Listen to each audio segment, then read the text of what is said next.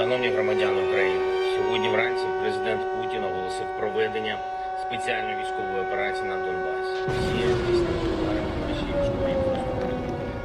The Ukrainians woke up to find themselves plunged into the midst of war.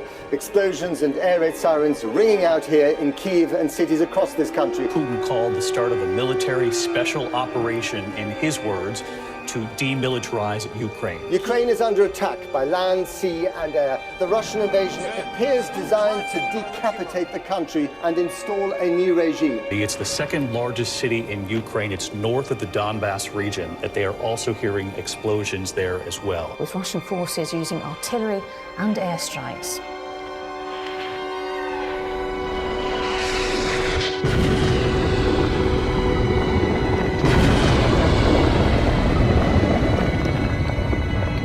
The Russian military claims to have taken control of Ukraine's Black Sea port of Kherson in the south of the country. Reports this morning say that Russian paratroopers have landed in the city. The Russian invasion of Ukraine is threatening to undermine not only European peace and stability, but global peace and stability. Humanitarian situation is dire. We have seen extremely vulnerable people.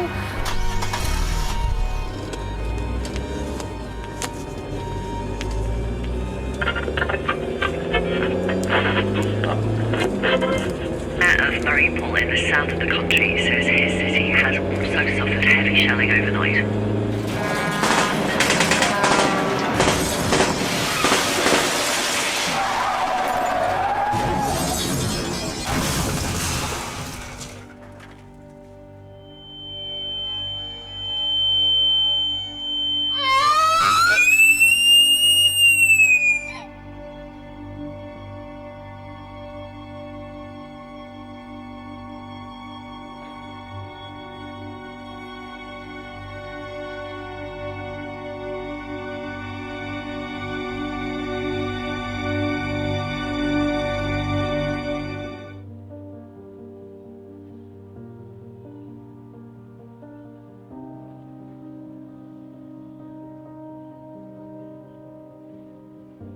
Kherson's governor says, yes, his city's surrounded, but the mayor insists we are still Ukraine. That we're doing everything possible, again, as quickly as possible, to help them repair and replace everything that's being destroyed by the Russian onslaught. The Western allies' decision to provide Kyiv with the latest tanks, Leopard Abrams Challenger, could lead to a less aggressive and less confident Russian tank offensive. This is their biggest win on the battlefield in weeks, and the first since Vladimir Putin declared this Russian territory. The UK says it will soon start training Ukrainian pilots. Reports say there has been little movement by that 40-mile-long convoy of Russian armoured vehicles north of the capital. We've been working with the Ukrainians to get them what they need to defend themselves and to push back the Russian aggression. President Biden, in one of his most definitive statements to date, moments ago making it clear, United States aid will continue to pour into Ukraine. There's no way that Putin is going to be able to cope. He's already lost Ukraine.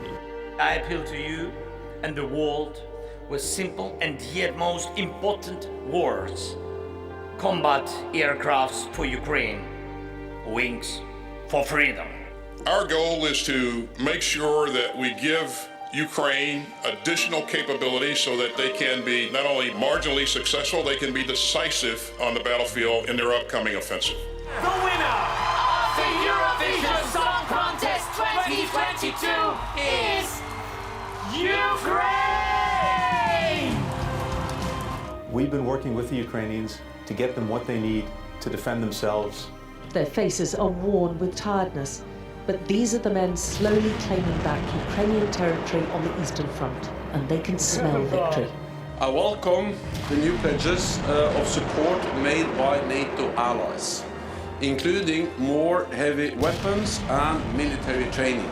Now, the defense intelligence of the United Kingdom saying this is the worst period of casualties for the Russians since the very start of this war. Thanks to the constant systematic deliveries of weapons and ammunition, Ukraine has a chance for further development of success. These logistics should help us.